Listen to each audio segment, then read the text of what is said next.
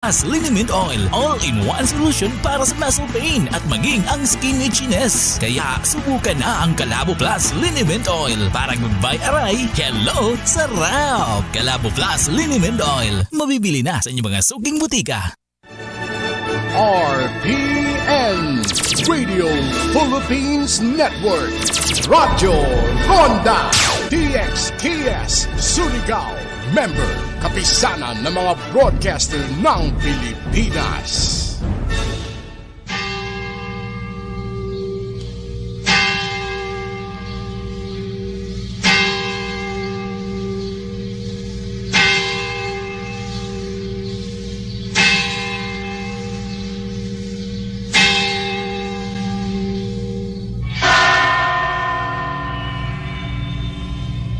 The angel of the Lord declared unto Mary, and she conceived by the Holy Spirit. Hail Mary, full of grace, the Lord is with thee. Blessed art thou among women, and blessed is the fruit of thy womb, Jesus. Holy Mary, Mother of God, pray for us sinners now and at the hour of death. Amen. Behold the handmaid of the Lord. Be it done to me according to your word. Hail Mary, full of grace, the Lord is with thee. Blessed art thou among women, and blessed is the fruit of thy womb, Jesus. Holy Mary, Mother of God, pray for us sinners now and at the hour of death. Amen. And the Word was made flesh, and dwelt amongst us. Hail Mary, full of grace, the Lord is with thee. Blessed art thou among women, and blessed is the fruit of thy womb, Jesus. Holy Mary, Mother of God, pray for us sinners now and at the hour of death. Amen. Pray for us, O Holy Mother of God, that we may be made worthy of the promises of Christ.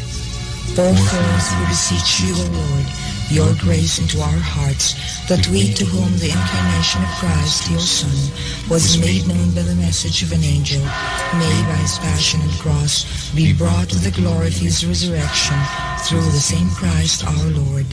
Amen.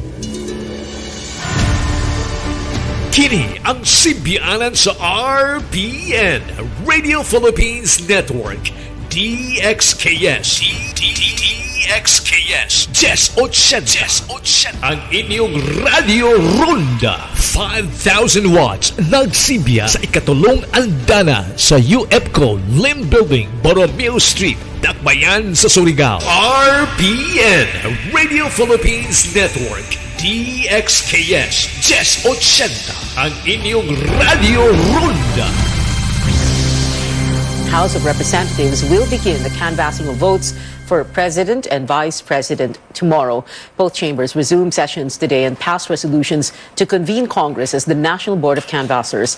The canvassing is a necessary step for any election to make sure every ballot cast is included in the official count. It is all systems go at the Batasang Pambansa in Quezon City, where the non-stop canvassing will take place. Congress aims to proclaim the new president and vice president before the weekends. As our CNR Kanghel reports, a House official assures the public the speed of canvassing will not affect the accuracy in the counting of votes. Lawmakers will not be taking a break from 2 p.m. Tuesday when the canvassing of votes for the President and Vice President begins. House Secretary General Mark Leandro Mendoza says officials of the House of Representatives and the Senate have agreed to count votes round the clock. The two chambers will officially convene as the National Board of Canvassers in a joint session on Tuesday. In the morning, lawmakers will form a joint committee to canvass the votes. They will also adopt rules that will be followed during the canvassing. Start natin tomorrow na pag-open natin at 10 o'clock and resume ng 2 o'clock for the canvassing proper, dire-diretso na tayo. Wala nang break or walang suspension ng session. Pagka magdire-diretso tayo, hopefully by latest will be Thursday morning. Yeah, proclaim na rin po natin Thursday morning. That's latest na po yun. Pero pagka wala naman po medyo dire-diretso po tayo, hopefully Wednesday night. Tapos po tayo. I think they already were advised by the Speaker of the House, Speaker Lord. And I think yesterday, pinuntahan din ni Majority Floor Leader Martin Romualdez, si presumptive President Bongbong Marcos to make themselves available on Wednesday. Lawmakers will canvass a total of 173 certificates of canvass. At dawn on Monday, ballot boxes containing 167 COCs and over 440 election returns were transported with police and military escorts from the Senate. The remaining COCs will be received by the Senate beginning Tuesday. During canvassing, the electronically transmitted COCs will be checked against the physically delivered COCs for discrepancies. Lawyers of all candidates will be at the plenary hall to observe the proceedings and raise any concern. The Joint Committee will decide on all issues raised about the COCs by a majority vote of its members, with each panel voting separately. Mendoza says the counting of the votes is expected to be quick since the COCs were transmitted electronically. Electronic naman eh. So, might as well magdiretso na lang para isang trabaho na lang. Mendoza assures the public the counting of votes will be transparent, with the media allowed to cover the proceedings, which will also be live-streamed online. CNR Kanghel, CNN Philippines. We'll bring you live pictures as the canvassing happens tomorrow. Stay tuned for that, only here on CNN Philippines. Comlec demanding an explanation from Davao businessman Dennis Uy's F2 Logistics. The company is Comlec's partner in transporting election-related supplies. This is in connection with a viral video showing what appeared to be the dumping of used election materials from Manila in a grassy area in Cavite, as if these were trash. Melissa Lopez also reports the poll body looks to proclaim winning party lists on Thursday, but not before it holds special elections in one town in Mindanao. The Commission on Elections has instructed courier F2 Logistics to explain why its personnel retrieved at least 10 black boxes containing election paraphernalia from Tondo in Manila, only to dump them in Amadeo, Cavite. Poll officials cannot offer answers, but say this is outside the scope of F2's 535 million peso contract. Ang pinakamalaking katanungan hanggang ngayon, aaminin ko ako personally, bakit yung iniwan doon? Bakit ka nasa Amadeo? Santa Rosa mo dadalahin yan. Baka naman sila mismo sinasabotahe ng kanilang mga empleyado. After voting day, F2 trucks should retrieve VCMs only and return them to the Laguna warehouse. What was reportedly dumped were boxes from 10 precincts carrying used ballot secrecy folders, indelible ink, stamp pads, envelopes, and even copies of election returns. Comelec assures the public official ballots remain in their custody and were properly counted in the national tally. Commissioner George Garcia tells F2, its logistics partner since 2018, that it should hold its own probe on the incident. Pending results, he says Comelec may consider cutting ties with the private firm, collecting damages, filing charges, or withholding payment until resolved. Meanwhile, Comelec says all is set for the May 24 special elections in 12 barangays in Tubaran, Lanao del Sur. Over 6,000 voters in 15 precincts will vote after a failure of election on May 9th due to violence. These will dictate the final order of party list winners, with the race too close to call so far. Proclamation for the 63 party list seats in Congress is set for Thursday, provided the Tubaran polls proceed smoothly. Melissa Lopez, CNN Philippines. In other news, a passenger vessel en route from Polillo Island to Real in Quezon Province caught fire, leaving at least 7 people dead and 24 others injured. The MV Mercraft carried 128 passengers and 8 crew members when it left at around 5 this morning. The Philippine Coast Guard says 103 of the passengers have been brought back home. All passengers and crew have been accounted for as of this afternoon. Coming up on Newsnight, presumptive President Bongbong Marcos announces more key appointments to his cabinet, while he also meets with ambassadors of some of the country's biggest trading partners. And we pay tribute to the queen of Philippine movies, Susan Roses. Stay tuned to CNN Philippines.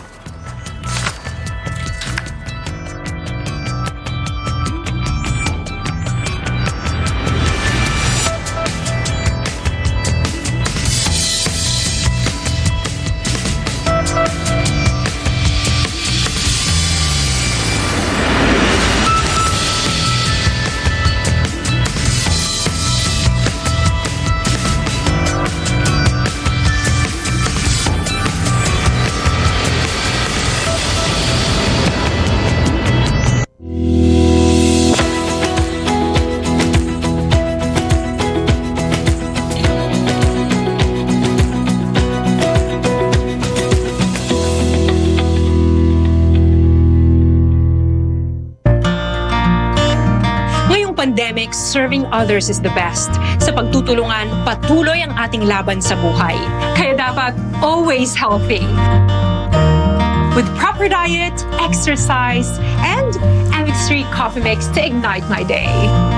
Hi guys! Lagi akong focus, active, at extraordinary. Because the most important things in life deserve nothing less. MX3 coffee mix, my choice.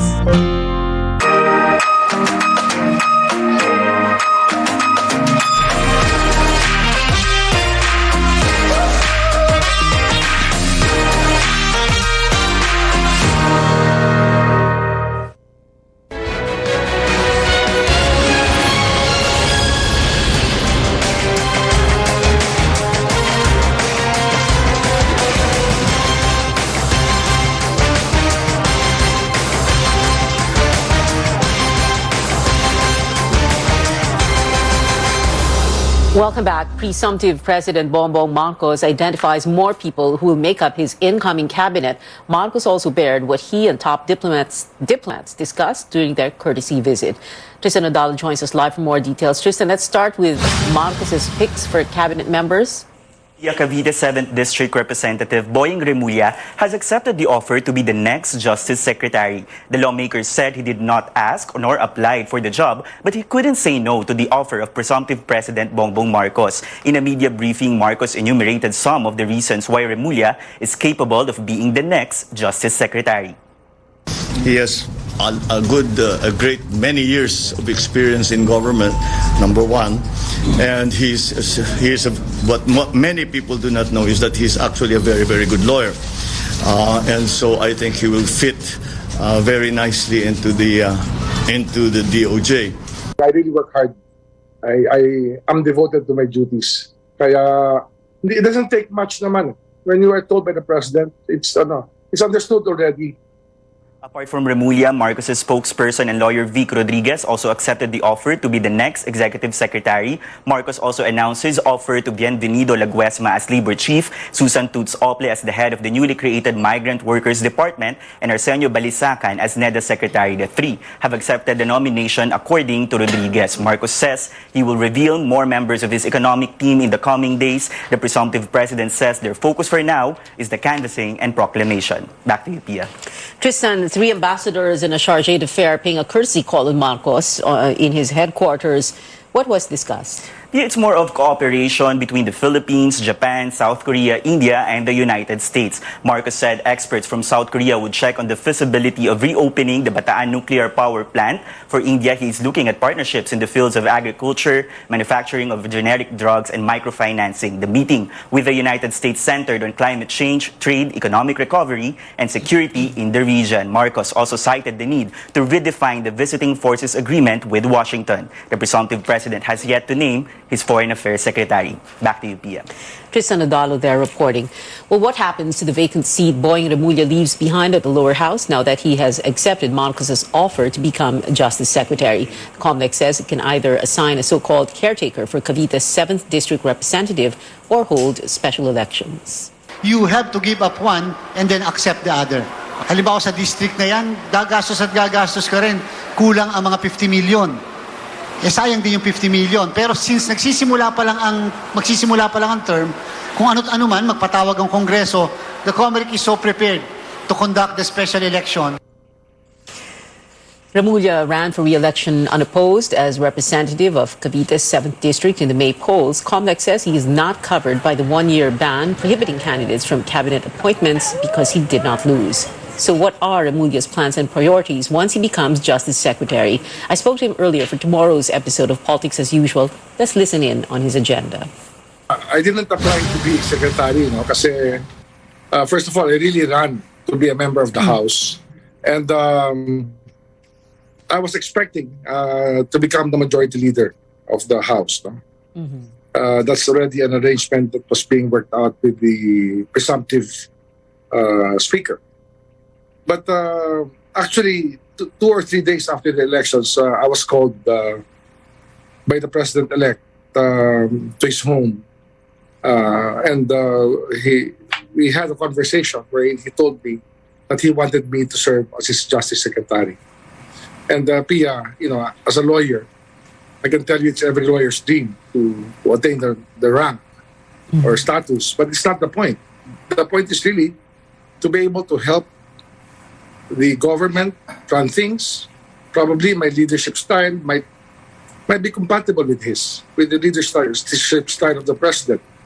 And it's just a dream for me to be able to serve in this capacity. And with the problems the country has, somebody has to step up. And I'm willing to take a challenge for this. Can you give us an idea of what you're going to be doing as Justice Secretary? Like, what kind of program? What are you going to focus on? Are you going to, like, for example, look very well into the prosecutorial service? Other DOJ programs? Well, the DOJ is a very, very big department, Pia. Well, first of all, what do you have there?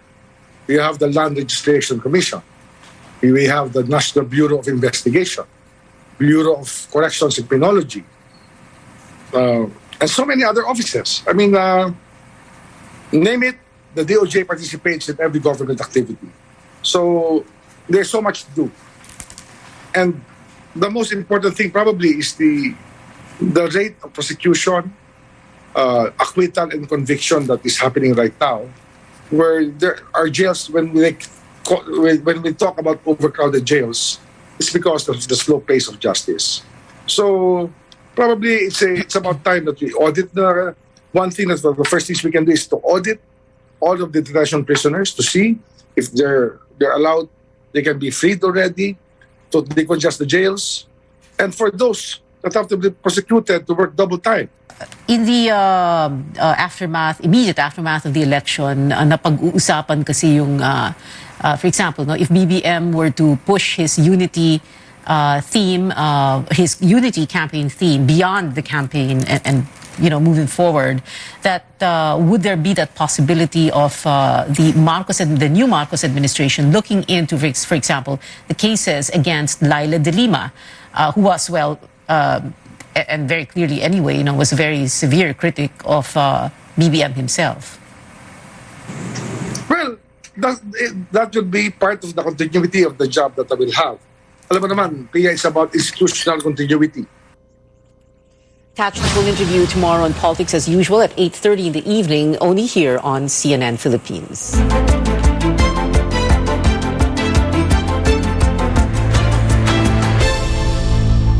Health officials are finding the close contacts of the first BA.4 case in the country, an international traveler from the Middle East. But what is this subvariant and how different is it from the other offshoots of the Omicron variant? Kylin Bonkin reports. In a race between circulating variants of concern, Omicron infects people faster than Delta. But Omicron has even more transmissible offshoot. Currently, BA.2 is dominant globally. But new subvariants BA.4 and 5, along with BA.2.12.1, are even more infectious. We can be reinfected with B4 or B5, even if we were exposed to BA1. Infectious diseases specialist Jean Solantes says changes in the virus have allowed BA.4 and 5 to escape a person's protection against coronavirus built from previous infection or vaccination, especially without booster shot. Especially for those who were given vaccines last year, particularly the primary vaccine series, there's no guarantee that it will protect us with this B4 and B5. The waning protection is faster with BA4. That's why the primary vaccine series is not enough. These caused yet another surge in COVID-19 cases in South Africa and Portugal, even after the Omicron BA.1 wave early this year. Just last week, the European Center for Disease Control and Prevention declared these as variants of concern. But when it comes to severity, the European CDC says Delta still causes the most serious COVID-19 infection. There's no evidence yet for BA.4 and 5. Dr. Solantes says health authorities should still be on the lookout if those reinfected have had booster shot. If those who were boosted already and yet acquired the infection, then there's a possibility that the second booster is in place for the general public. While data on variants keep changing, doctors remind the public to keep doing what has brought COVID-19 cases down, like proper masking, hand sanitizing, isolating when sick, and getting up to date with vaccines. Caroline Bongkin, CNN Philippines. The Health Department also tracking the local transmission of the Omicron subvariant BA.2.12.1. The weekly case tally rose to over 1,200 from May 16 to 22, almost 10% higher than the previous week. Now, as the COVID-19 pandemic drags on, more cases of a rare disease have been reported worldwide. The World Health Organization detects 92 confirmed cases and 28 suspected infections of monkeypox in 12 countries, including the United States. It says it expects more monkeypox cases in the coming days. The monkeypox virus is different from the virus that causes chickenpox. Initial symptoms include fever, chills, exhaustion, headaches, and muscle weakness. Monkeypox is spread through close contact with an infected person. U.S. President Joe Biden has raised the alarm at the rising monkeypox cases, although he said it was not as concerning as COVID-19. It is something that everybody should be concerned about. We're working on it hard to figure out what we do and what vaccine, if any, may be available for it. But it is a concern in the sense that if it were to spread, it's consequential. Biden made the remarks during his visit to Japan today, where he also unveiled an economic plan countering China. Biden said 13 nations will join the Indo-Pacific Economic Framework that will reduce dependence on the Asian superpower. Biden first visited South Korea last week in an effort to increase Asian cooperation. Back here at home, a glimmer of hope for displaced victims 5 years since the war in Marawi.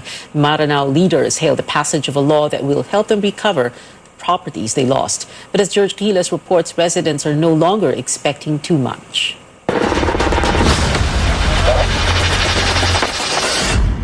Displaced residents may not be satisfied with the slow-paced rehabilitation of Marawi City. But with the passage of the Marawi Siege Victims Compensation Act just this April, Maranaos became optimistic yet realistic on what lies ahead.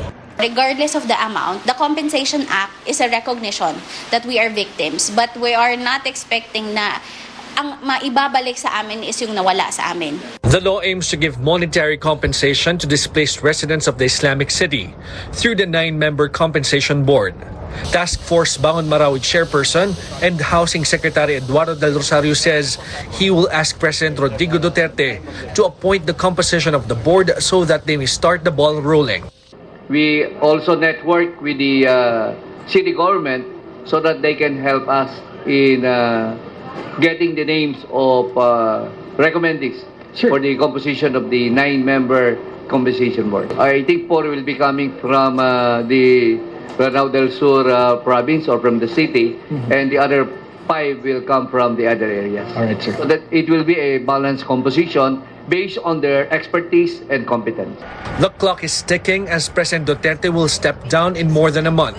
This is the reason why residents fear that they will be left hanging if the Duterte administration will not act as soon as possible. The rehabilitation of Marawi won't be completed under the Duterte administration. This is why the Maranaos are appealing to the incoming administration to prioritize and fast-track all ongoing projects to help rebuild their homes and livelihood that were destroyed by the war. With no generic nor specific plans on Marawi from the incoming administration, more questions are now being raised. Ang daming uncertainties ngayon dahil lang sa nangyari at ang daming hindi natapos. Lalong-lalo na yung rehabilitation. We don't know. He was very quiet during the entire campaign, so we don't know whether he's going to pursue the compensation, etc. We know that it is already a law, so they have to deal with it. The problem, of course, is we need a budget for that. Senate Special Committee on Marawi Rehabilitation Chairman Senator Ronald De La Rosa commits to Maranaos that he will push for the funding of the compensation law in the next Congress. For purposes of continuity, para sa akin, I would recommend to the incoming President na sana tuloy-tuloy na niya ito. Maranaos know that their hardships will not end soon. While they can still wait, they are hoping that they will not be forgotten as a new chapter of the country's history is about to unfold. From Marawi City, George Cahiles, CNN Philippines. The late queen of Philippine movies, Susan Roses, will be laid to rest on Thursday. Supporters and personalities paid their respects to the actress at her wake in Taguig City. The Senate unanimously approved a resolution expressing its sympathy and condolences. Senator Grace Poe thanked colleagues for honoring her mother. She recalled their last conversation where Roses congratulated her for the passage of the founding law. Here today, in spite of the fact that her wake is ongoing, I guess, because it's also comforting to be surrounded by friends and also to finish my work. My mom would always encourage me, no matter what, to finish what I started. We just want to extend our condolences at taus-pusong pakikiramay. Kasi alam naman natin, of course, aside from kaibigan natin, yung pamilya, ay gusto rin natin talagang ibigyan ng tribute yung si Mrs. Po sa kanyang malaking naitulong sa bansa natin at saka sa development ng industry in general. So, yun lang po. Kami po ay nakikiramay sa pamilya po nila. The interment is expected to take place at the Manila North Cemetery. Senator Poe's half-sister Lovey Poe and Makati Councilor Jong Hilario were among those present at the wake. Roses' husband, Fernando Poe Jr., died in December 2004. Still ahead on Newsnight, Team Philippines wrapping up its campaign at this year's Southeast Asian Games in Hanoi. Plus, the FEU cheering squad reclaims the UAAP cheer dance crown. Keep it here on CNN Philippines.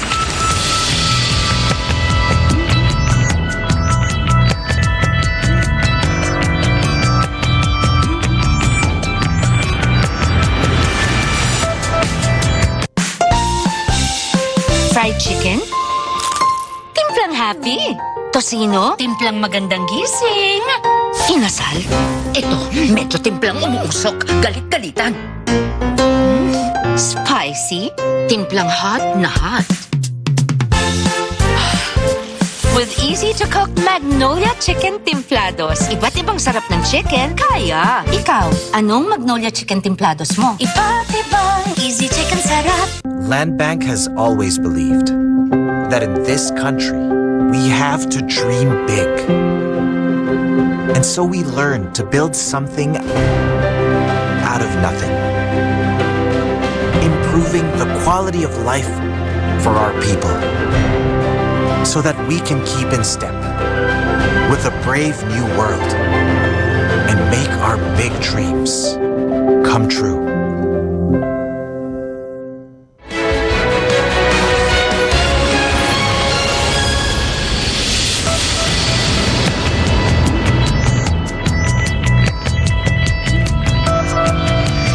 You're watching Newsnight on CNN Philippines. After over a decade, the FEU cheering squad reclaims the UAAP cheer dance crown. The squad won Sunday's event at the Mall of Asia Arena with a rock and roll routine set to songs by Queen. The previous back-to-back winner, the NU Pep squad, slipped to second runner-up, while Adamson came in as first runner-up. FEU last nabbed the title in 2009. The competition has become the talk of the internet, topping Twitter's trending list until today. Fans congratulated the new title holders using the hashtag #WeWillRockFEU.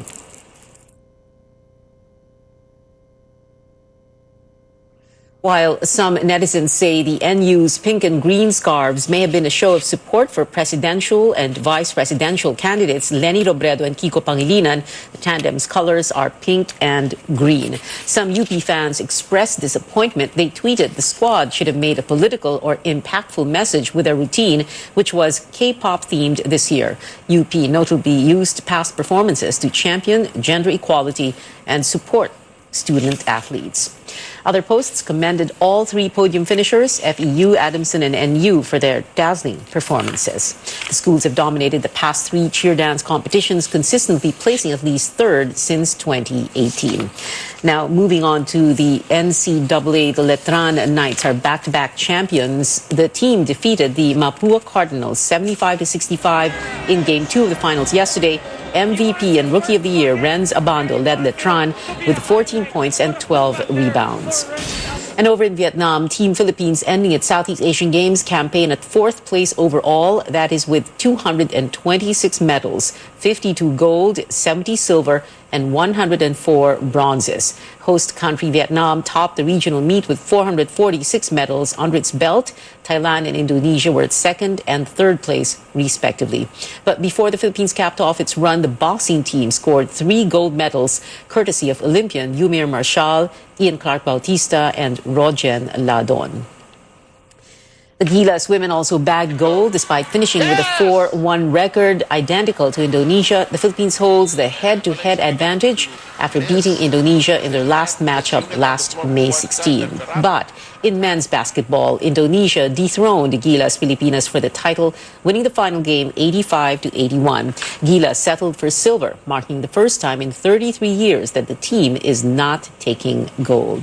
The SEA Games closing ceremony is set for 9 p.m. Philippine time at the Dinh Indoor Catholic Athletics Arena in Vietnam. And that is it for now. Join me again on News.ph at 7 p.m. I'm Pia Ontiveros for Newsnight, where we go above and beyond headlines.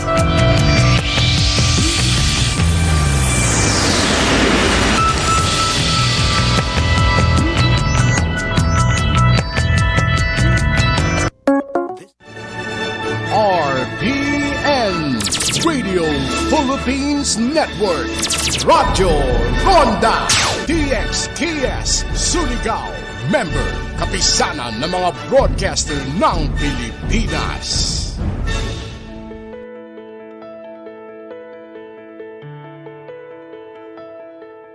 There's a popular saying that goes, confidence is the most powerful thing that you can wear. When you feel good about your abilities, trust your own judgment, and accept who you are, you can be your happiest and healthiest self. But self-confidence is something we all can use a little help with. On the program today, we'll talk more about the impact it can have in our lives and practical as well as effective tips in order to boost someone's self-confidence. I'm Dr. Freddy Gomez, and welcome to Mental Health Talk on CNN Philippines.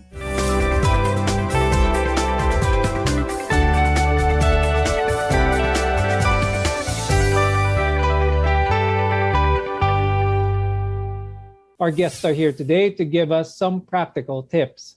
With us is Luis Angelo Villaruel.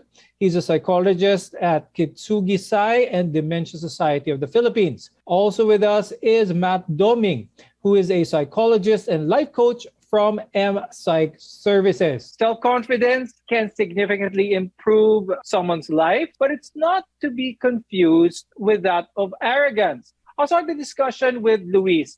Could you tell us what exactly is the definition of being self-confident? Self-confidence is the belief in oneself or the ability to engage adequately with challenges.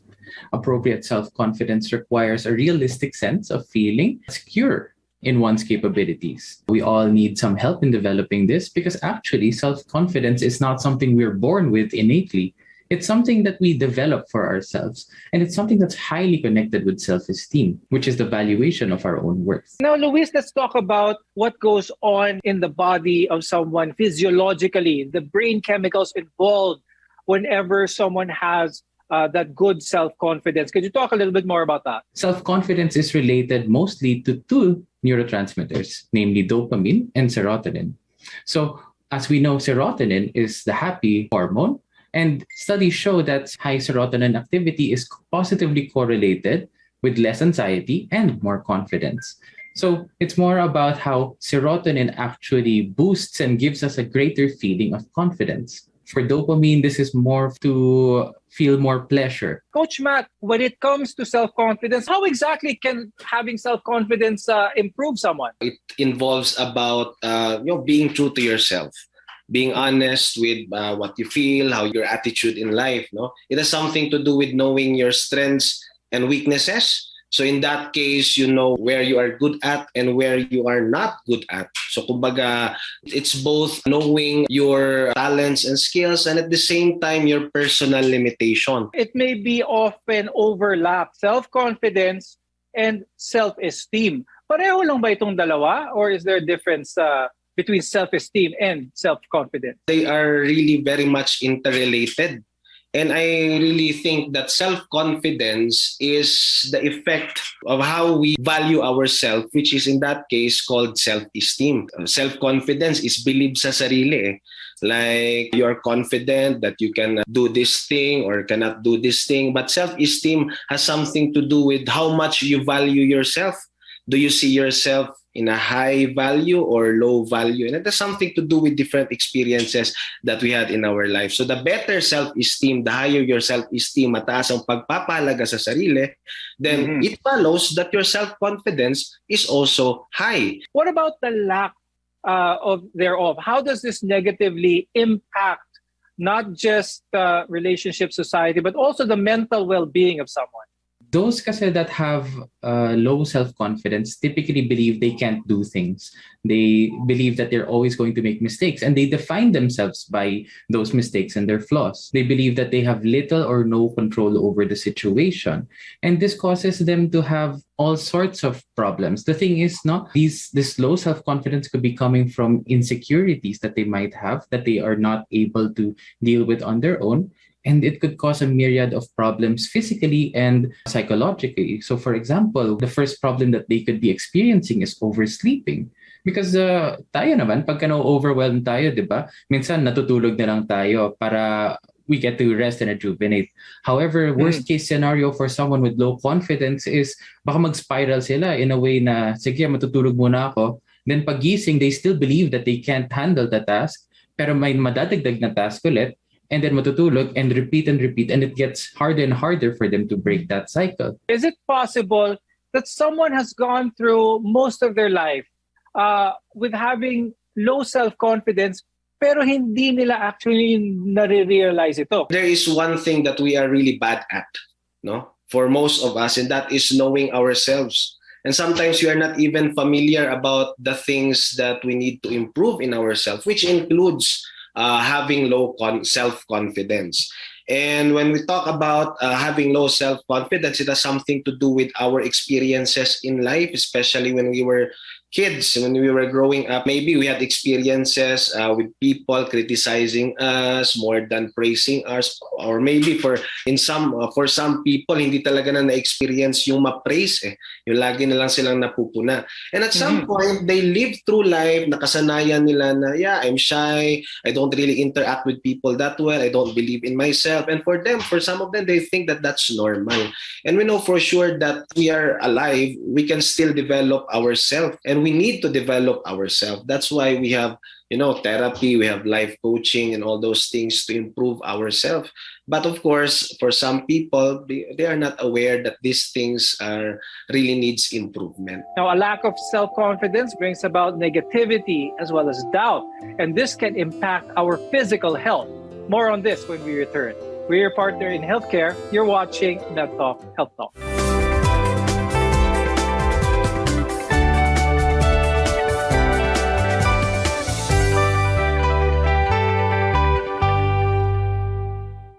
SMC, San Miguel Corporation.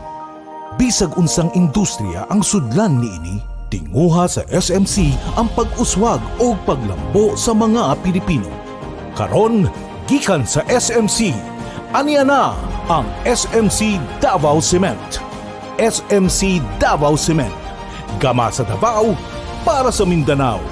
SMC Davao Cement, ato ni Bay. Protektahi ang imong mga mata batok sa delikado ug makadaot nga ultraviolet nga silaw sa adlaw ug uban pa. Pinaagi sa pagsulob og eksakto nga prescription sa antiyohos o antipara. Likay ang mga simptomas sama sa hanap nga pananaw sa layo o duol nga basahon, sakit sa ulo ug uban pa nga makaapekto sa atong kahimsog nga ang hinungdan depekto sa atong mga mata. Alang sa kumpleto nga primary eye care, contact lenses, fashion eyewear, computer eyeglasses, sunglasses, accessories ug uban pa, adto kita sa AG Buñuel Optical Clinic. Ang AG Buñuel Optical Clinic nagpahinumdum kanato nga ang kahimsog sa atong mga mata usa ka prioridad nga angay ipa-check up kausa matag tuig aron pagsiguro nga luwas kita sa piligrong mga sakit. Pinaagi sa lisensyado og qualified optometrists nga maoy mo prescribe sa eksaktong kagamitan ug kung primary eye care ang pagahisgutan. Duaw lang silang buhatan sa 3636 sa Nicolas Street, Surigao City ug adunay ilang extension office sa Aurelianida Street, Cantilan, Surigao del Sur. Ayaw kalimti higala, AG Buñuel Optical Clinic. Ang AG Buniel Optical Clinic. Doon na branch dito sa lungsod sa Dapa sa may Lupis Haina Street, Poblasyon Dapa, Surigao del Norte. Ang AG Buniel Optical Clinic dinhi sa syudad ng Surigao. No transfer na sa bagong location sa Nicolas Street, Ragyahapon, tapad sa Garcia Hotel at Bang sa Unicity. Ang Riverside Parts Master Incorporated na sa ilang bagong location sa Dalan, Burgos ning atong syudad. Mahimo niyong tawagan sa telephone number 231-7478 or 826-3663. Mga produkto nga inyong mapalit, genuine Makita Power Tools sama sa planer, drill, grinder, Triton Paints, construction supplies, angle bars, flat bars, GI pipes, automotive spare parts, Firefly electrical devices sama sa switches, bulbs ug outlets. Adto ang Riverside Parts Master Incorporated sa ilang bagong pwesto sa Dalan, Burgos ning syudad. Makahangyo ka o makabarato pagyod diha sa Riverside Parts Master Incorporated. Sipon plus baradong ilong na may kasamang pananakit ng ulo? Pre, ba't ka nagtitiis? Kung meron namang Calabo Premium Rub, Calabo Premium Rub, isang pahid lang, nanunuot ang sarap sa pakiramdam sa ulo, ilong at sarap sa may ginhawa. Tandaan, basta sipon na may kasamang sakit ng ulo at baradong ilong, magpahid lang ng Calabo Premium Rub. Mabisa, kaya sigurado. Gawa ng Jesser Marketing. Mabibili na ngayon sa mga butiga. Ang kapinghot sa ilong nga imong giantos, hasol kaayo kini, hilabi na kung apilan ng pagsipon nga lisod tangtangon. Sulay higala ang gahom sa Calabo Premium Rub. Ipahid palibot sa imong ilong aron ang gahom sa Calabo Extract inubanan sa malunggay and virgin coconut oil manuhot-suhot kini. Calabo Premium Rub, ang sulbad sa pinghot nga ilong. Calabo Premium Rub is a quality product of Jesser Marketing. RPN Radio Philippines Network Radyo Ronda DXKS Surigao, member kapisanan ng mga broadcaster ng Pilipinas.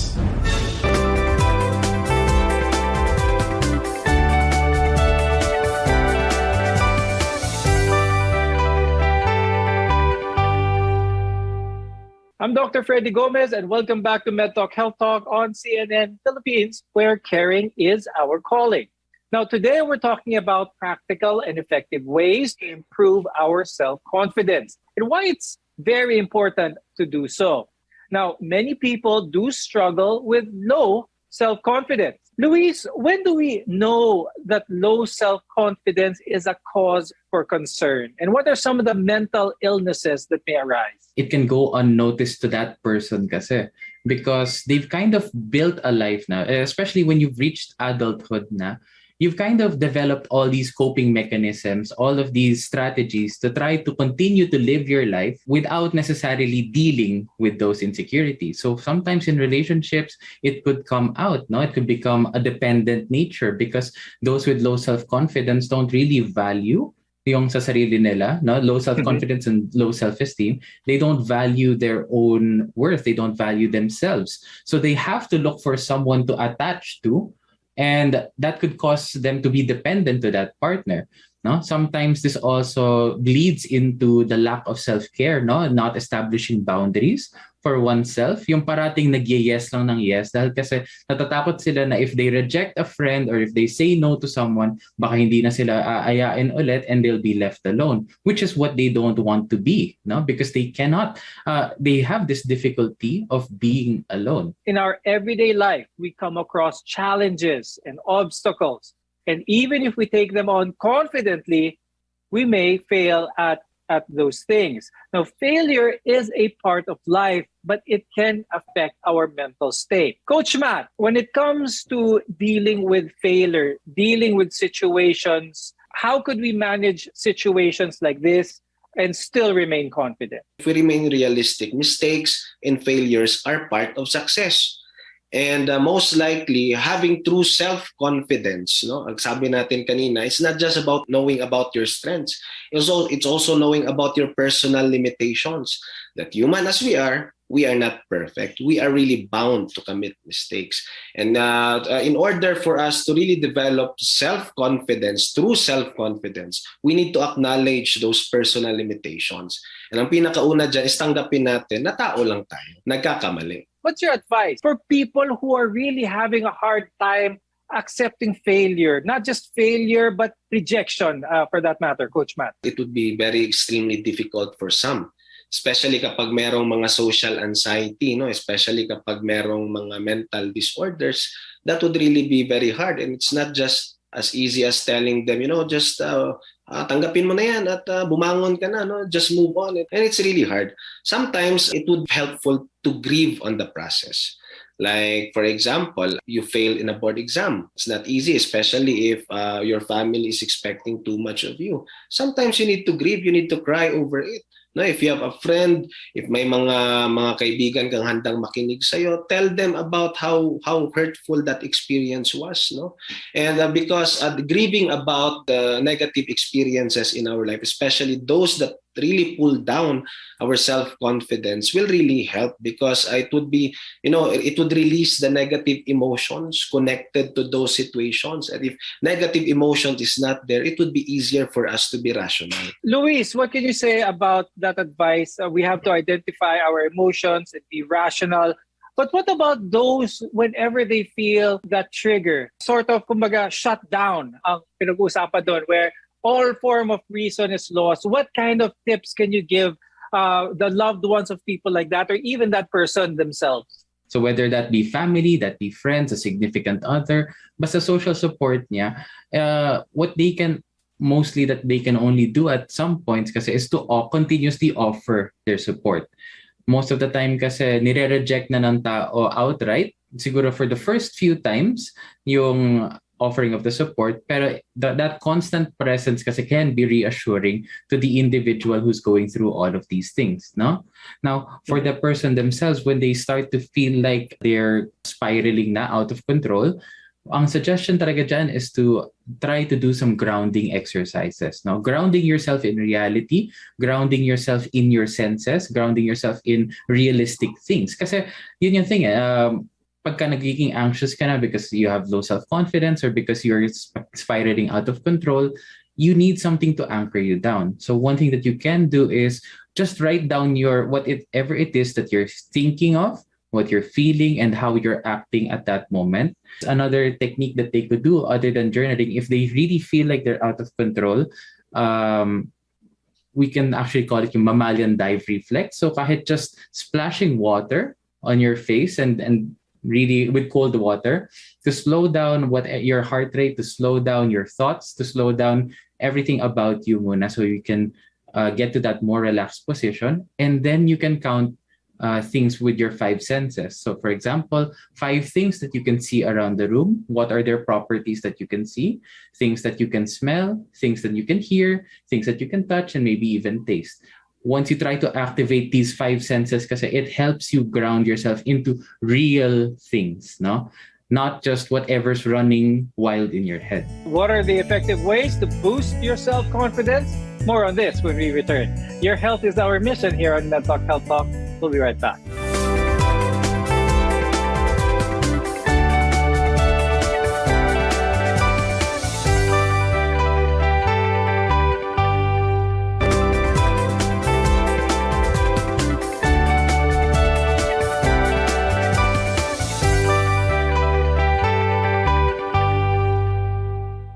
I'm Dr. Freddy Gomez, and welcome back to MedTalk Health Talk here on CNN Philippines.